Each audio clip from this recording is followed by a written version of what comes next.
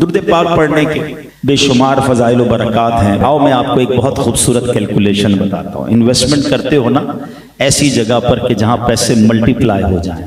پیارے آقا کی حدیث سنو. پیارے آقا علیہ السلام فرماتے من صلی علیہ صلاۃ واحدۃ صلی اللہ علیہ عشرہ، جس نے مجھ پر ایک بار درود پاک پڑھا اللہ کریم اس پر 10 رحمتیں نازل فرماتا ہے. ومن صلی علیہ عشرا صلی اللہ علیہ مئۃ، جس نے مجھ پر 10 بار درود پاک پڑھا اللہ 100 رحمتیں نازل فرماتا ہے. ومن صلی علیہ مئۃ صلی اللہ علیہ الفا، جس نے 100 بار درود پاک پڑھا اللہ 1000 رحمتیں نازل فرماتا ہے. کوئی ایک کے 10 کا بزنس ہے؟ ایک درود 10 رحمتیں، 10 درود 100 رحمتیں، 100 درود 1000 رحمتیں، پڑھتے جاؤ ملٹی پلائی بائی 10. اور آگے سنیں حدیث کا اگلا جز اور خوبصورت ہے. ومن صلی علیہ الفا، جس نے مجھ پر 1000 بار درود پاک پڑھا جنت کے دروازے پر اس کا کاندھا میرے کاندھے سے چھو رہا ہوگا. اس سے اچھا کون سا کاروبار ہے؟ اس سے اچھا کون سا وظیفہ ہے؟ درود پڑھتا جاؤں رحمتوں کی بارش برستی جائے. اور جنت میں میری اور آپ کی تمنا تو یہ ہے کہ آقا کے پیچھے پیچھے چلے جائیں تو بڑی بات ہے. آقا فرما رہے ہیں 1000 بار درود پاک پڑھنے والے کو ایسے ساتھ لے کر جاؤں گا کہ اس کا کاندھا میرے کاندھے سے چھو رہا ہوگا. تو پھر درود پاک کثرت سے کیوں نہ پڑھیں؟ آئیے مل کر محبت کے ساتھ با آواز بلند درود پاک پڑھ لیں. صلو علی الحبیب صلی اللہ تعالی علی محمد صلی اللہ علیہ وسلم.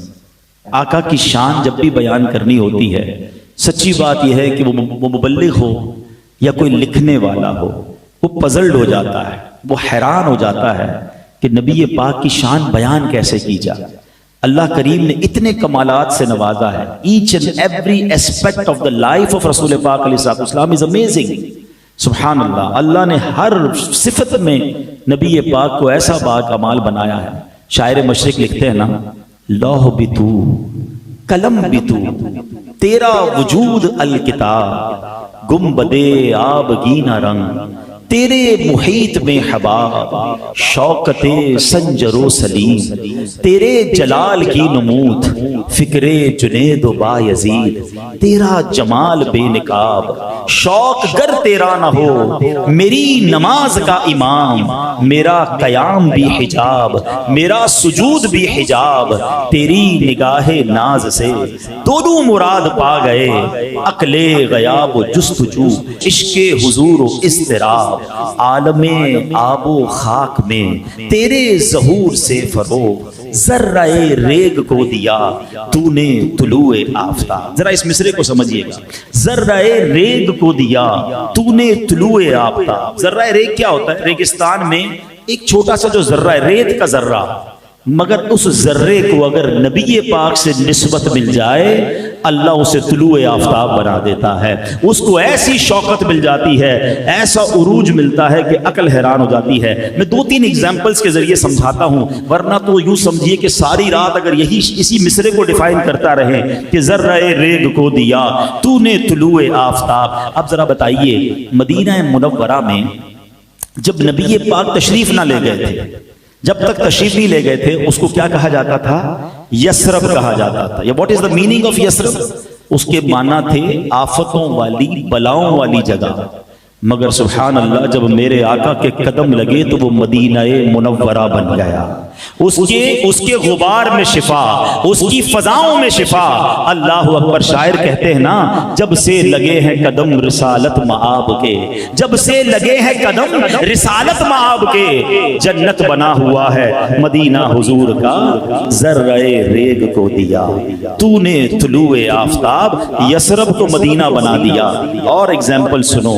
ایک ایسی شخصیت کہ وہ جو ننگی تلوار لے کر نبی پاک پر اٹیک کرنا چاہتے تھے، پیارے آقا کو شہید معاذ اللہ کرنا چاہتے تھے، دیدار مصطفیٰ کیا کیا، آقا پر ایمان کیا لائے، نبی پاک نے کیا بنا دیا؟ عمر فاروق بنا دیا. اور فرماتے میرے بعد کوئی نبی ہوتا تو عمر ہوتا. ذرہ ریگ کو دیا تو نے طلوع آفتاب. جس کو نسبت ملتی گئی جو انٹیکٹ ہوتا گیا وہ عروج پاتا گیا. چلو چلتے ہیں نبی پاک کی بچپن کی طرف. ابھی ولادت ہوئی ہے. مکے کے لوگوں کا دستور ہے کہ بچوں کو دودھ پلانے کے لیے ولیج میں بھیجا جاتا تھا, دائیوں کے سپرد کیا جاتا تھا. اس کی دو وجوہات تھیں. ایک تو ان کی نشو نما فریش ایئر میں ہو جائے, اور عرب کے لوگوں کو اپنی زبان سے بڑا پیار تھا. وہ چاہتے تھے کہ بچے ولیج میں رہ کر پراپر عربک سیکھ سکیں. آپ دیکھیں کراچی شہر والوں کی اردو بھی عجیب و غریب ہو گئی, کیونکہ کئی قومیں سب شامل ہوتی ہیں, لینگویج جو ہے وہ ڈسٹرب ہو جاتی ہے. عرب کے لوگ یہ نہیں چاہتے تھے, وہ اپنے بچوں کو گاؤں بھیج دیا کرتے. اب میں ایک سوال پوچھنا چاہتا ہوں, آج سے 1450 سال پہلے کم و بیش مکہ پاک میں عرب کے اس میدان میں کچھ دائیاں آئی تھیں بچوں کو لینے کے لیے. مجھے بتاؤ ایک دائی کے سوا کسی اور دائی کا نام آپ کو یاد ہے؟ دنیا میں کوئی نہیں جانتا, مگر ایک دائی کے بھاگ کیسے جاگے. وہ کہتی ہے میں گئی مکے میں, سب دائیوں کو بچے مل گئے, مجھے بچہ کیوں نہیں ملا؟ کیونکہ میری جسم میں بڑی کمزوری تھی, اپنے پاس بھی دودھ کم تھا, اپنے بچے کو بھی نہیں پلا پاتی تھی, تو مجھے کسی نے بچہ نہیں دیا. مگر میں نے دیکھا ایک بچہ ہے جس کو کوئی لے کے نہیں گیا ہے, اور ریزن یہ تھا کہ اس بچے کے والد دنیا میں نہیں تھے. بچے کا چہرہ بڑا چمک رہا تھا. میں نے سوچا خالی ہاتھ جانے سے بہتر ہے میں اس بچے کو لے جاتی ہوں. وہ دائی کہتی میں تو کمزور تھی, میری سواری بھی کمزور تھی, مکے آتے آتے میری سواری سب سے پیچھے رہ جاتی. قافلے والے بار بار کمپلین کرتے.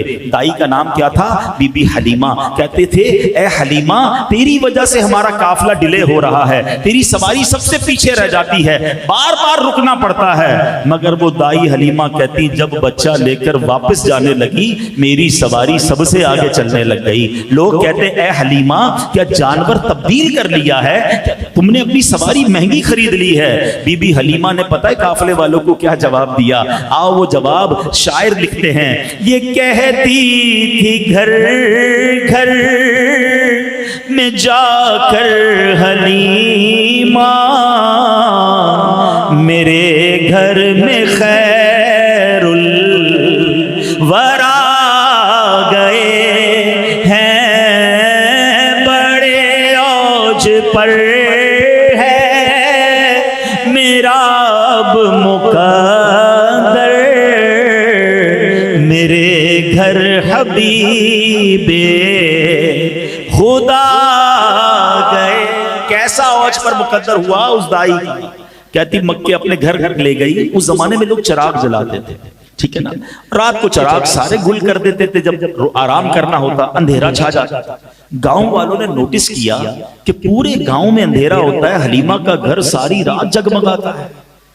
یہ کیا وجہ ہے؟ صبح ہوئی تو لوگوں نے کہا اے حلیمہ پیسے زیادہ آ گئے, کیونکہ چراغ میں تیل ڈلتا تھا نا, ساری رات چراغ جلاتی ہو. کہتی میں ساری رات چراغ نہیں جلاتی, جو بچہ لے کر آئی ہوں اس کے چہرے سے نور اتنا نکلتا ہے سارا گھر جگمگاتا رہتا ہے. بڑے اوج پر ہے میرا اب مقدر, میرے گھر حبیب خدا. یہ ظلمت سے کہہ دو کہ ڈیرے اٹھا لے, کہ ہیں ہر طرف اب اجالے اجالے اجالے اجالے, کہا جن کو حق نے سراجم منیرا, میرے گھر وہ نور خدا گئے. بات سمجھ آ رہی ہے؟ ذرہ ریگ کو دیا تو نے طلوع آفتاب. ہم کسی دائی کا نام نہیں جانتے, بی بی حلیمہ کا ذکر آج بھی باقی ہے. کیوں؟ نبی پاک سے نسبت ہو گئی ہے. ایک اور خاتون کی بات کروں, میرے آقا ہجرت کر کے مدینے جا رہے ہیں, ٹھیک ہے. اب جب آن دا وے, اب ہم بھی کبھی کراچی سے لاہور جائیں, راستے میں بھوک لگتی ہے تو کسی ہوٹل پہ رکتے ہیں, چائے پیتے ہیں, کھانا کھاتے ہیں. اس زمانے میں تو ایسے ہوٹل نہیں تھے, ہائی وے بھی نہیں تھے, بلکہ وہ ٹریول بھی بڑا ڈیفیکلٹ تھا, چھپ کے ہو رہا تھا, دشمنوں کا ڈر بھی تھا. تو راستے میں جب کھانے کی ضرورت محسوس ہوئی تو ایک خیمہ نظر آیا. نبی پاک اس خیمے میں جاتے ہیں تو ایک خاتون ہے جو راستے میں کچھ سامان بیچتی تھی. آقا نے فرمایا کھانے کو کچھ ہے؟ کھانے کو کچھ نہیں. تھا بھی کچھ نہیں اس کے پاس، ٹھیک ہے نا، مگر نبی پاک اس خیمے میں جو چلے گئے تو اس میں ایک سوکھی سی لاغر سی بکری تھی، تو نبی پاک نے فرمایا اگر اجازت دو تو اس کا دودھ نکال لوں۔ کہا حضور اس نے تو کئی سالوں سے دودھ دینا چھوڑ دیا ہے، بالکل سوکھ گئی ہے۔ فرمایا مجھے اجازت دو تو میں نکال لوں۔ نبی پاک نے اپنا ہاتھ مبارک اس کی پیٹھ پر پھیرا، بسم اللہ شریف پڑھی تو اس کے تھن میں دودھ آ گیا۔ نبی پاک نے دودھ پیا، حضرت ابوبکر صدیق نے دودھ پیا، برتن میں دودھ نکلے، اتنا دودھ نکلا کہ اس خیمے میں جتنے برتن تھے سب بھر گئے۔ اب اس کے شوہر واپس آئے، کہتے ہیں ام معبد یہ ہمارے خیمے کی تقدیر کیسے بدل گئی، بڑا رونق نظر آ رہی ہے۔ اچھا وہ جو خاتون تھی نا وہ اتنی مبہوت ہو گئی، اتنی نبی پاک کے حسن کو دیکھا، پیارے آقا کے چہرے کو دیکھا، نام بھی نہیں پوچھا تھا، ان کو نام بھی نہیں پتا تھا کہ بس ایک مبارک شخصیت آئی تھی، ہمارے بھاگ جگا کر چلے گئے۔ تو انہوں نے کہا بتاؤ تو صحیح کہ ام معبد کو دکھتے کیسے تھے؟ اللہ اکبر، اس خیمے والی نے نبی پاک کا جو حلیہ بیان کیا، موتیوں جیسے الفاظ بیان کیے، یقین کریں جو علماء بیٹھے ہیں یا جنہوں نے سیرت کی کتابیں پڑھی ہیں، آج تک ہر سیرت نگار جب جب نبی پاک کا حلیہ بیان کرتے ہیں ام معبد کے اس خیمے والی کے الفاظ اپنی کتابوں میں لکھتے ہیں، تو پتہ یہ چلا کہ ذرہ ریگ کو دیا تو نے طلوع آفتاب۔ اصل بات پتہ ہی کیا ہے؟ ان کے جو غلام ہو گئے، وقت کے امام ہو گئے، نام لیوا ان کے جو ہوئے، ان کے اونچے نام ہو گئے۔ بلکہ سچی بات یہ، اگر یہ منظر آپ آج بھی اگر دیکھنا چاہتے ہیں، اگر آج بھی دیکھنا چاہتے ہیں نا، آپ ان علماء کی لسٹ بنا لیں، ان نعت خوانوں کی لسٹ بنا لیں جو صدق کے دل کے ساتھ میرے آقا سے محبت کی بات کرتے ہیں، عشق رسول کی بات کرتے ہیں، ان کے نام کو بلند کرنے کی بات کرتے ہیں، اللہ ان کے ناموں کو بلند کر دیتا ہے، لوگوں کے دلوں میں ان کی عزت ڈال دیتا ہے۔ کیونکہ بات یہ ہے کہ جس نے نبی پاک سے نسبت حاصل کر لی، بے شک وہ ذرہ ریگ کیوں نہ ہو، ذرہ ریگ کو دیا تو نے طلوع آفتاب۔ تو اگر میں اور آپ چاہتے ہیں ہماری عزتیں بلند ہوں، ہماری جناب اللہ کریم شانیں بلند کر دے، ہم نبی پاک کے چرچے کو بلند کریں، ہم سرکار علیہ الصلوۃ والسلام کی بات کرنا شروع کر دیں، انشاءاللہ آپ پر رحمتوں کا نزول شروع ہو جائے گا۔ تو بہرحال میرے پیارے اسلامی بھائیوں، پیارے آقا کی کچھ ایسی شان کے بارے میں آج میں بیان کرنا چاہتا ہوں کہ سرکار دو عالم علیہ الصلوۃ والسلام کو رب نے اپنا حبیب تو بنایا، مگر رب کریم نے نبی پاک علیہ الصلوۃ والسلام کو کیسی کیسی اتھارٹیز عطا فرمائی ہیں۔ آج دنیا میں ہم بات کرتے ہیں کہ دنیا کا سب سے پاورفل آدمی کون ہے، تو سنا جاتا ہے کسی ملک کے صدر کے بارے میں کہا جاتا ہے کہ جناب جو اس ملک کا صدر ہوتا ہے نا وہ پوری دنیا کا پاورفل آدمی ہوتا ہے، مگر اگر اس کے بھی اختیارات دیکھیں تو وہ ساری دنیا پر نہیں چل رہے ہوتے، چند ملکوں پر اس کا آرڈر چلتا ہے، چند ملکوں پر اس کا کنٹرول چلتا ہے۔ مگر میں اس ہستی کی بات کر رہا ہوں کہ جس کو رب نے کیسے کیسے اختیارات سے نوازا، آپ کو شاید یہ معلوم کچھ لوگوں کو ہوگا، سب کو شاید نہ ہو۔ یہ تو ہم جانتے ہیں نبی پاک کے معجزات سن کر کہ اللہ نے پیارے آقا کو اس دنیا میں زمین پر بھی اختیار دیا، آسمانوں پر بھی اختیار دیا، اتھارٹیز عطا فرمائیں۔ مگر آج میں آپ کو ایک اور خوبصورت تفصیل بتانا چاہتا ہوں کہ سرکار دو عالم علیہ الصلوۃ والسلام کو دراصل دو قسم کے اختیارات دیے گئے، اختیارات تشریعیہ، اختیارات تکوینیہ۔ ٹھیک ہے، اب ذرا مشکل لفظ لگ رہے ہیں، میں آسان کر دیتا ہوں۔ اختیارات تشریعیہ کی ڈیفینیشن یہ ہے کہ نبی پاک کو رب عز و جل نے شریعت میں بھی اختیار عطا فرمایا، یعنی شریعت کے جو آرڈرز ہیں نبی پاک چاہیں تو کسی کے لیے معاف فرما دیں اور کسی کے لیے پیارے آقا جو چاہیں وہ فرض فرما دیں۔ یہ کیسا اختیار ہے؟ اور پھر اختیارات تکوینیہ یہ ہیں کہ اللہ کریم نے اس کائنات کے تمام نظام میں نبی پاک کو کمال کے اختیارات سے نوازا۔ اب ذرا میں چند ایگزامپلز دوں گا، بہت لمبا بیان نہیں کروں گا، باقی یہ باتیں تو ایسی ہیں کہ ساری رات گزر جائے گی، نبی پاک کی اتھارٹیز کے واقعات ختم نہ ہوں گے۔ اب ذرا سنیے اختیارات تشریعیہ کی مثال، بڑی پیاری مثال ہے۔ ایک بار نبی پاک علیہ السلام کی بارگاہ میں ایک شخص آیا، حضرت ابو ہریرہ رضی اللہ عنہ اس کے راوی ہیں، وہ کہتے ہیں ہلکت یا رسول اللہ، یا رسول اللہ میں ہلاک ہو گئے۔ نبی پاک علیہ السلام نے فرمایا وما شأنک، کیا بات ہو گئی، کیسے ہلاک ہو گئے؟ حضور میں اپنی زوجہ کے ساتھ روزے کی حالت میں وہ کر چکا جس کی اجازت نہیں ہے۔ تو نبی پاک علیہ السلام نے فرمایا هل تجد ما تعتق رقبہ، کیا تم غلام آزاد کر سکتے ہو؟ اب اس کا کفارہ بیان کر رہے ہیں۔ تو کہتا ہے لا یا رسول اللہ، میں تو غلام آزاد کرنے کی طاقت نہیں رکھتا۔ اب فرمایا فهل تستطيع ان تصوم شهرين متتابعين، کیا تم 2 مہینے لگاتار روزے رکھ سکتے ہو؟ اب نبی پاک فرماتے فَهَلْ تَسْتَطِيعُ أَن تُطْعِمَ 60 مسکینا، کیا تم 60 مسکینوں کو کھانا کھلا سکتے ہو؟ اب یہ کفارے کی 3 کیٹیگریز تھی نا، یا تو غلام آزاد کریں، یا 60 مسلسل روزے رکھیں، یا 60 مسکینوں کو کھانا کھلائیں۔ کہتے حضور میں 60 مسکینوں کو بھی نہیں کھلا سکتا، اب کوئی کفارہ ادا کرنے کی اس کے اندر ایبلٹی نہیں ہے۔ تو وہ جا کے بیٹھ گئے۔ تھوڑی دیر ہوئی تو نبی پاک علیہ السلام کی بارگاہ میں ایک صحابی رسول ایک کھجوروں کا ٹوکرا لایا۔ نبی پاک فرماتے وہ کدھر ہے؟ اب دیکھیں کتنا پیار ہے اپنے امتی سے، آتا ہے فقیروں پہ انہیں پیار کچھ ایسا، خود بھیک دیں اور خود کہیں منگتا کا بھلا ہو۔ فرماتے وہ کدھر گئے جو تھوڑی دیر پہلے آئے تھے؟ وہ آئے تو نبی پاک فرماتے ہیں خود ھذا فتصدق، آقا فرماتے ہیں کہ لے جاؤ اور اب جا کر اس کو صدقہ کر دو، فقیروں میں بانٹ دو۔ تو وہ کہتے ہیں حضور میں اپنے سے زیادہ کس محتاج پر صدقہ کروں؟ مدینے میں مجھ سے بڑھ کر کوئی محتاج نہیں ہے۔ ہائے ہائے، جب نبی پاک نے یہ سنا نا، آپ ذرا الفاظ سنیے، نبی پاک مسکراتے ہیں، فضحک النبی صلی اللہ علیہ وسلم حتی بدت نواجزہ، پیارے آقا اتنا مسکرائے کہ آپ کے دانت مبارک ظاہر ہو گئے۔ پھر فرماتے ہیں جا اپنے گھر والوں کو کھلا دے، تیرا صدقہ پورا ہو جائے گا، تیرا کفارہ پورا ہو جائے گا۔ یہ شریعت کا اصول نہیں ہے کہ بندہ خود ہی اپنے گھر والوں کو کھلائے اور اس کا کفارہ بھی پورا ہو جائے، مگر اللہ نے ایسے اختیارات عطا فرمائے کہ نبی پاک نے اس کا جو کفارہ تھا وہ سمجھ لے خود ہی عطا فرمایا اور کہا اپنے گھر والوں کو کھلا، تیرا صدقہ پورا ہو جائے گا۔ اس سے پتا چل رہا ہے کہ اللہ نے کیسی اتھارٹیز جناب رسول اللہ صلی اللہ علیہ وسلم کو عطا فرمائی۔ ایک اور واقعہ سنیے، پیارے آقا علیہ السلام کی بارگاہ میں ایک شخص حاضر ہوتا ہے، کہتا ہے میں اسلام تو قبول کر لوں گا، شرط یہ ہے 2 نمازیں پڑھوں گا۔ اب مجھے بتائیے سب سے پہلا فرض کیا ہے؟ نماز۔ نمازیں کتنی فرض ہیں؟ 5 ہیں۔ کوئی ایک نماز نہ پڑھے اس کے لیے عذاب کی وعید ہے۔ سرکار دو عالم علیہ السلام نے اس کو اجازت دی اور اس نے اسلام قبول فرما لیا۔ اب یہ کیسی اتھارٹی ہے؟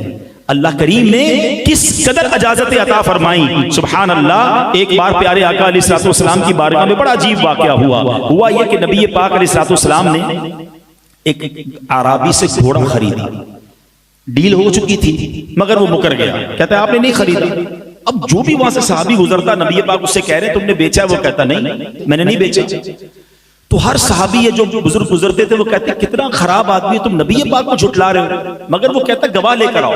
بھائی اگر میں کہہ رہا ہوں نہیں آپ کہہ رہے ہیں ہاں تو کوئی گواہ لے کر آئے۔ اب اس وقت جب ڈیل ہوئی تھی تو کوئی گواہ نہیں تھا۔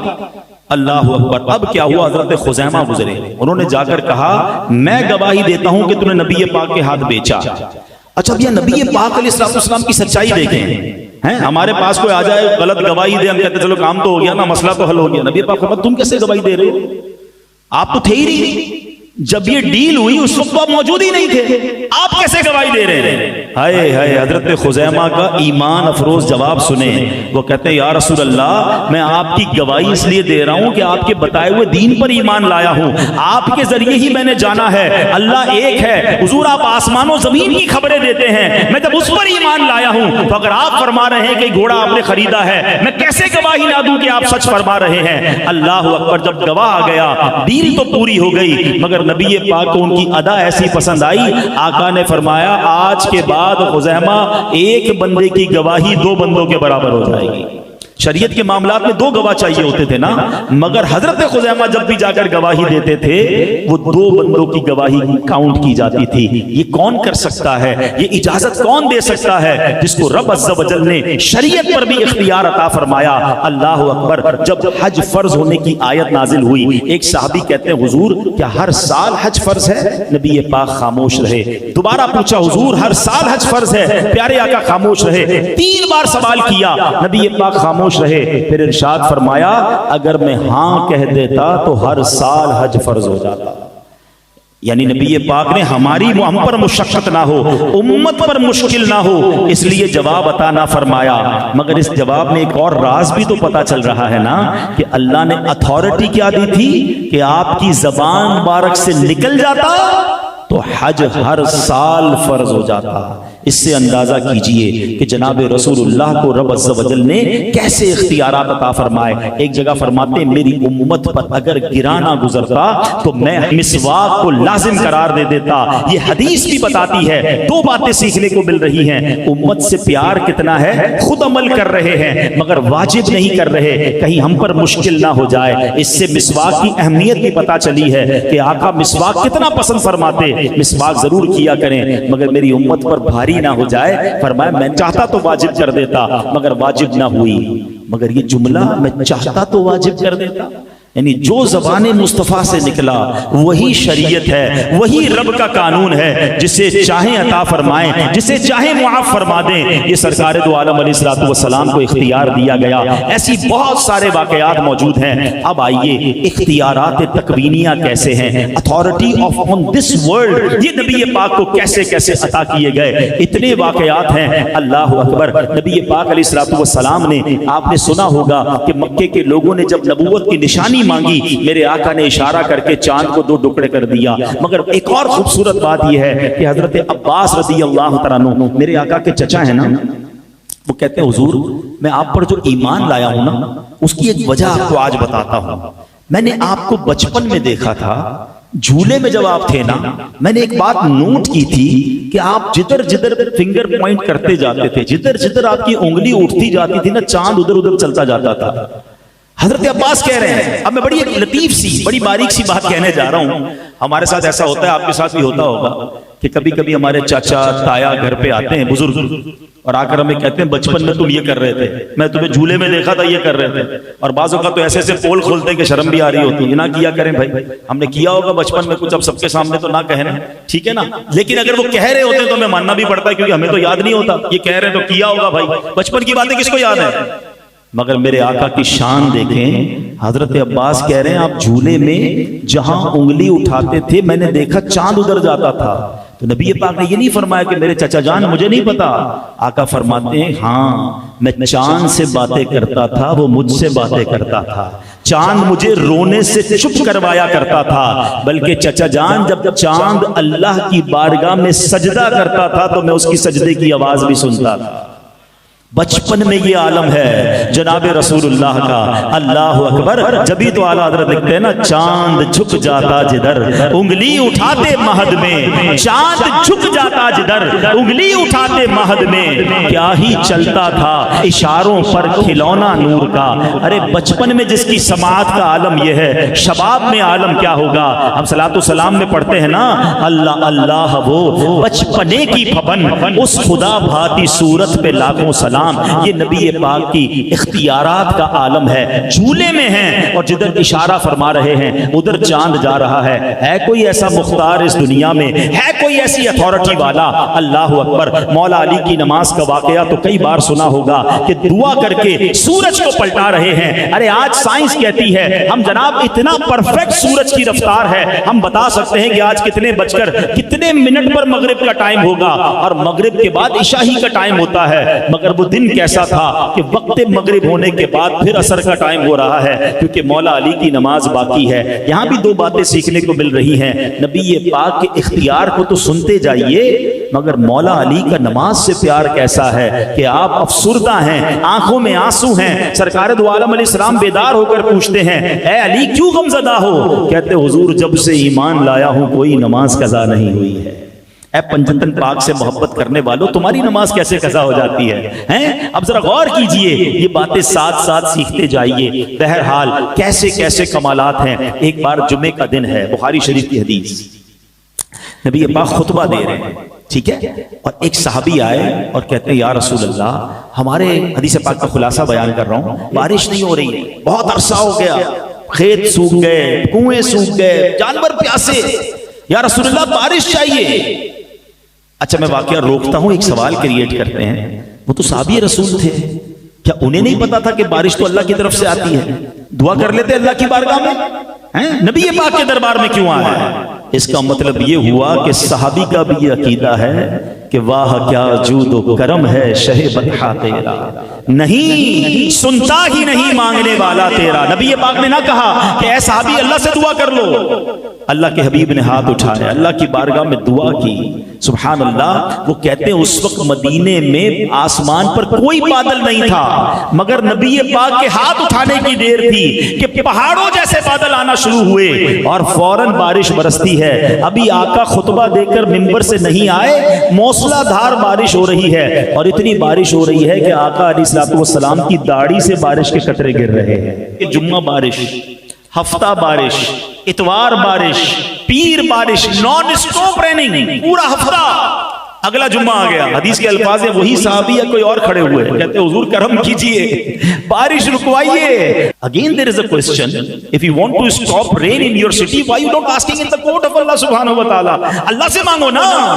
کیسا عقیدہ ہے صحابہ کا, بارش چاہیے تو بھی دربار رسالت میں, بارش رکوانی ہے تو بھی اللہ کے حبیب علیہ الصلوۃ والسلام کی بارگاہ میں آتے ہیں. اب ذرا مزید اتھارٹی دیکھیے میرے آقا کی. بخاری شریف کی حدیث کے الفاظ سنانے جا رہا ہوں. نبی پاک یہ جانتے تھے کہ شہر کے اندر بارش نقصان دہ ہوتی ہے, مگر کھیتوں میں کھلیانوں میں بارش ہو تو فائدہ ہوتا ہے, فصلوں کو اور فائدہ ہو جائے گا, کنویں بھر جائیں گے.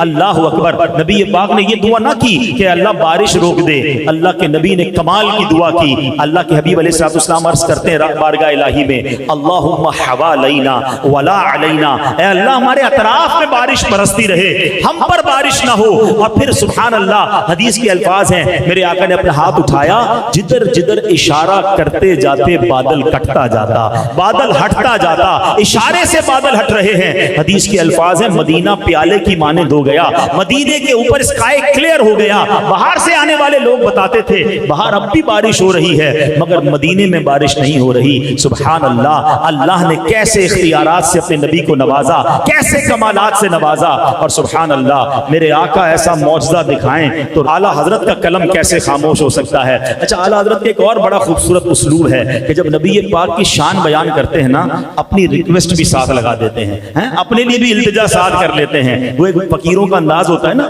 کہ سخی کے دربار میں جائیں کہ اللہ سخی کی خیر فرمائے, اللہ سخی کے گھر کی خیر فرمائے تاکہ میرا بھی کام ہو جائے. سبحان اللہ. اعلیٰ حضرت کا دربار رسالت میں انداز دیکھیں, کہتے ہیں آقا جن کو سوئے آسمان پھیلا کے جل تھل بھر دیے, جن کو سوئے آسمان پھیلا کے جل تھل بھر دیے, صدقہ ان ہاتھوں کا پیارے ہم کو بھی درکار ہے. حضور جو آپ نے ہاتھ اٹھا کر مدینے کو جل تھل کر دیا تھا, یا رسول اللہ ان ہاتھوں کا صدقہ ہمیں بھی عطا فرمائیے. اللہ نے کیسی کیسی اتھارٹیز سے نوازا. سرکار دو عالم علیہ الصلوۃ والسلام کو واقعات تو بہت سارے ہیں, ایمان تازہ ہو جاتا ہے. حدیبیہ کا موقع ہے, صحابہ پھر پیاسے ہیں, پھر پانی چاہیے. صحابہ آتے نبی پاک علیہ الصلوۃ والسلام کی بارگاہ میں, 1400 صحابہ ہیں. کہتے حضور وضو بھی کرنا ہے, پانی بھی پینا ہے, ہم بھی پیاسے, جانور بھی پیاسے. حضور پانی نہیں ہے, پانی لینا ہے کنواں ڈھونڈتے, پانی لینا ہے کسی اور جگہ جاتے. پھر نبی پاک کے دربار میں آئے ہیں. اللہ کے حبیب علیہ الصلوۃ والسلام فرماتے ہیں ایسا کرو, جتنے تمہارے برتن ہیں ان کا سب کا پانی جمع کرو. راوی کہتے ہیں سب کا پانی جمع کیا, پھر بھی ایک برتن نہ بھرا. پانی لے کر دربار رسالت میں آئے. سبحان اللہ. حضرت موسیٰ کا معجزہ تو سنا ہوگا نا کہ آپ نے اپنا عصا مارا تو چشمے جاری ہو گئے. It is logically expected. ہاں جناب, زمین سے پانی نکلتا ہے, پہاڑوں سے پانی نکلتا ہے, آبشاروں سے پانی نکلتا ہے, مگر سنو میرے آقا کیسے باکمال ہیں. نبی پاک نے اس برتن میں اپنا مبارک ہاتھ ڈال دیا اور 5 انگلیوں سے پانی کے فوارے جاری ہو گئے. پانی کتنا نکلا؟ 1400 صحابہ نے پانی پیا, اپنے برتن بھرے, انہوں نے وضو کیے, جانوروں نے پانی پیا. راوی کہتے ہیں ہم 1400 تھے, مگر 1,00,000 صحابہ ہوتے, سب کو پانی پورا ہو جانا تھا.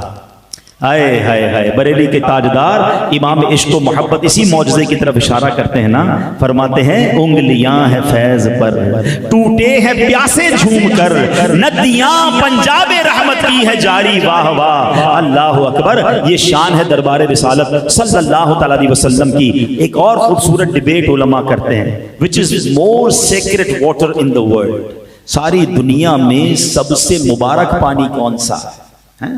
زمزم شریف واقعی بڑا مبارک ہے. حضرت اسماعیل علیہ الصلوۃ والسلام کے قدموں کی رگڑ سے جاری ہوا.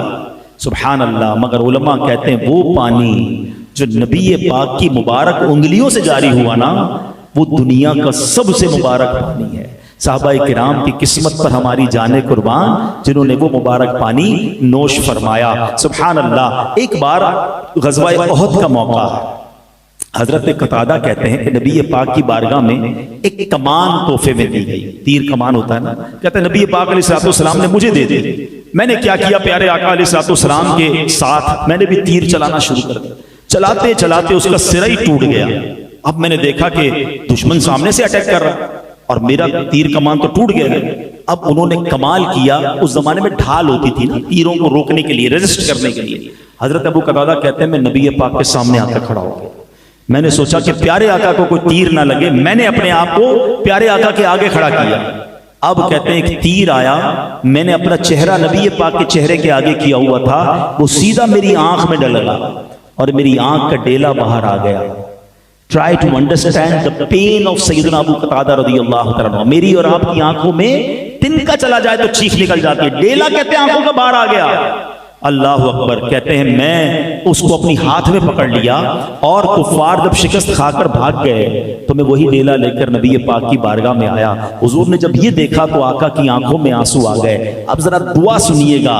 اللہ کے حبیب علیہ السلام کیا دعا کرتے ہیں؟ دعا کرتے ہیں اے اللہ جس طرح قتادہ نے اپنے چہرے کے ذریعے تیرے نبی کی حفاظت کی, اسی طرح تو بھی اس کی حفاظت فرما اور اس آنکھ کو دوسری آنکھ سے زیادہ خوبصورت اور تیز نظر والا بنا دے. حضرت ابو قتادہ کی اس آنکھ کو نبی پاک نے اپنے ہاتھ سے رکھا. وہ کہتے یہ وہ آنکھ جو باہر نکل آئی تھی پچھلی آنکھ سے زیادہ تیز اور اچھا دیکھنے والی بن گئی. یہ کیسا کمال ہے, یہ کیسی سرجری ہے. اور پھر صحابہ کا بلیف بھی دیکھیں کہ کسی ڈاکٹر کے پاس نہیں جا رہے ہیں, آنکھ باہر نکلتی ہے تو نبی پاک علیہ السلام کی بارگاہ میں آ جاتے ہیں. اللہ اکبر. ایک صحابی کے بارے میں آتا ہے سیڑھیاں اتر رہے تھے, پیر پسلا, پنڈلی ٹوٹ گئی, کریک.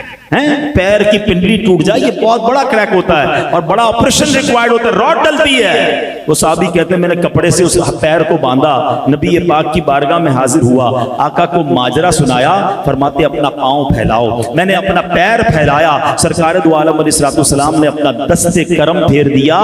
ایسا ہو گیا کہ سرے سے کوئی تکلیف ہی نہیں ہے. کہتے نبی پاک کے پاس اختیار نہیں ہے, نبی پاک کے پاس اتھارٹی. بخاری شریف کی حدیث میں نے آپ کو سنائی ہے. کتنی حدیثیں سناؤں جہاں پتہ چلے کہ سرکار دو عالم علیہ السلام کو رب نے کیسا با کمال بنایا. اب آؤ مزید ایمان تازہ کریں. پنجابی کا شعر سنتے ہو نا, تیرا خواہاں میں تیرے گیت گاواں یا رسول اللہ. لوگوں کو بعض اوقات پرابلم ہوتی ہے یہ کیوں کہتے ہو کہ تیرا خواہاں. ہم جناب یہ شعر پڑھتے ہیں, کھاتے ہیں تیرے در کا, پیتے ہیں تیرے در کا, پانی ہے تیرا پانی, دانا ہے تیرا دانا. کچھ لوگوں کو کنفیوژن شروع ہو جاتی ہے, لگتا ہے حدیثوں کا علم نہیں ہے. آؤ حدیثیں سنو. سرکار دو عالم علیہ السلام فرماتے ہیں, صحیح بخاری کی حدیث ہے, ریفرنس چاہیے نا. آقا فرماتے انما انا قاسم واللہ یعطی, میں ہی تقسیم کرتا ہوں اور اللہ تعالی عطا فرماتا ہے. کتنی واضح حدیث ہے. ایک اور جگہ فرماتے ہیں انما انا خازن, صحیح مسلم کی حدیث ہے, میں اللہ تعالیٰ کے خزانوں کا خزانچی ہوں. ایک اور بخاری کی حدیث سنو, اللہ کے حبیب فرماتے ہیں انما انا قاسم وخازن واللہ یعطی, میں ہی قاسم اور خازن ہوں, اللہ تعالیٰ عطا فرمانے والا ہے. تو پھر ہم کیوں نہ جھوم جھوم کر پڑھیں کہ رب ہے معطی, یہ ہے قاسم, رب ہے معطی, معطی دینے والا, قاسم تقسیم کرنے والا. رب ہے معطی, یہ ہے قاسم, رب ہے معطی اور یہ ہے قاسم.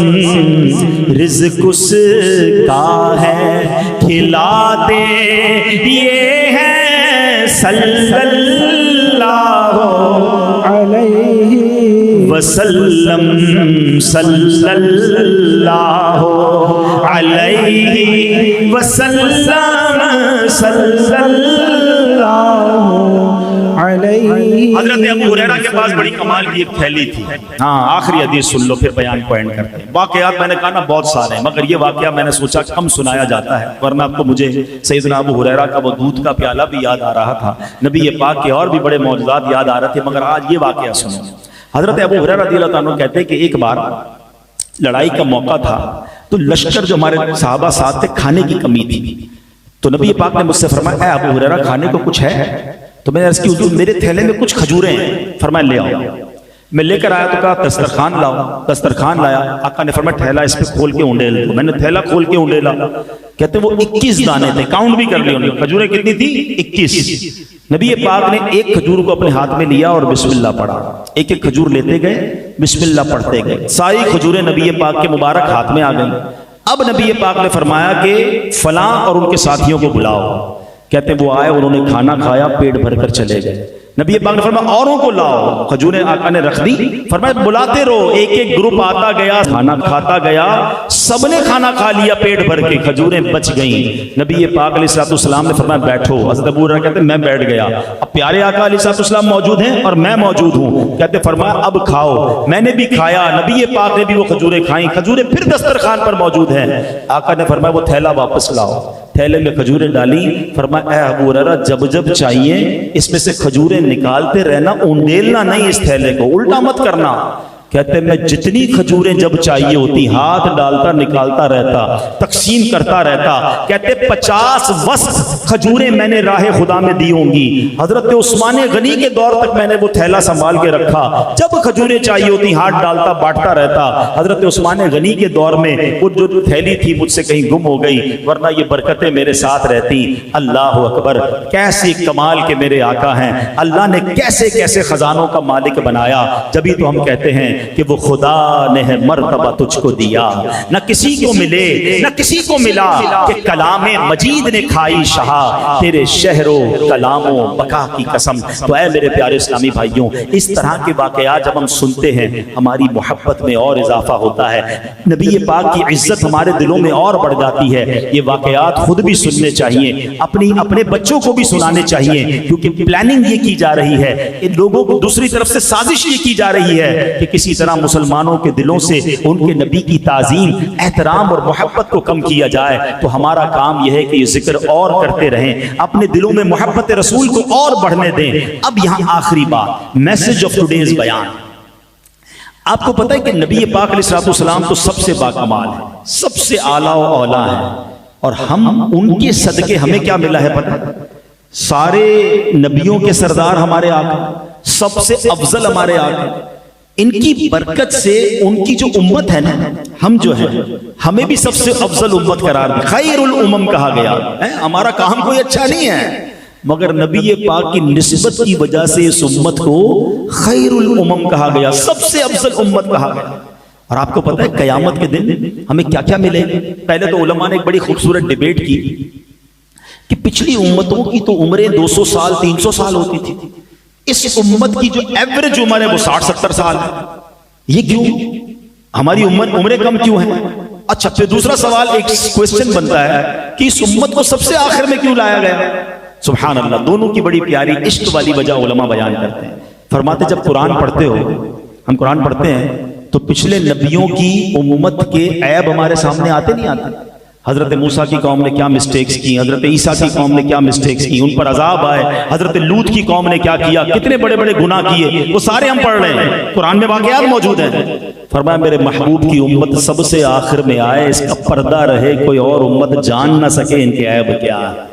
ہمارے عیب چھپائے گئے ہمیں آخر میں لا کر. آج جو عیب کسی پر نہیں کھلنے دیتے, آج جو عیب کسی پر نہیں کھلنے دیتے, کب وہ چاہیں گے میری حشر میں رسوائی ہو. فرمائے عمر چھوٹی ہے, اس کا فائدہ سنو. انسان کی اگر ایوریج ایئر 60-70 سال ہے, 15 سال تو نابالغی کے نکل گئے, اس کا تو حساب ہی نہیں ہے. اگر 8 گھنٹے ایوریج سوتا ہے تو 20 سال نیند میں گزر گئے. اب میری امت کو 15-20 سال کا جواب دینا پڑے گا, باقی امتوں کو 100-200 سال کا جواب دینا آسانی سے گزر جائے. مگر کمال یہ ہے کہ محشر کے دن آئے ہم سب سے آخر میں ہیں, مگر سب سے پہلے حساب اس امت کا لیا جائے تاکہ یہ سب سے پہلے فارغ ہو جائیں. اور سبحان اللہ, جب تک نبی پاک اور ان کی امت جنت میں داخل نہ ہوگی, کوئی اور امت جنت میں داخل نہ ہو سکے. سیدی اعلیٰ حضرت کا شعر ہے نا, جائیں نہ جب تک غلام خلد ہے سب پر حرام, جائیں نہ جب تک غلام خلد ہے سب پر حرام, ملک تو ہے آپ کا تم پہ کروڑوں درود. تو جناب اتنی بڑی مہربانی ہم پر ہو گئی, ہم نے اس کے لیے کوئی اسٹرگل کی, کوئی کوشش کی؟ ایسا ہے ہم میں سے کوئی جس نے اللہ سے مانگا ہو یا اللہ ہمیں نبی پاک کا امتی بنانا، حضرت عیسیٰ کا حضرت موسیٰ کا امتی نہ بنا دینا، آخری نبی کا امتی بنانا، without any asking, without any struggle, ہمیں بن مانگے اتنی بڑی نعمت مل گئی. کتنی بڑی نعمت. حضرت موسیٰ ایک بار تورات پڑھ رہے تھے، پڑھتے پڑھتے انہوں نے پڑھا کہ ایک ایسی امت ہوگی جس کے یہ فائدے، جس کے یہ کمالات، جس کے یہ فضائل. آپ نے کہا یا اللہ یہ امت میری امت کر دے. کہا اے موسیٰ یہ امت میرے آخری نبی کی امت ہے.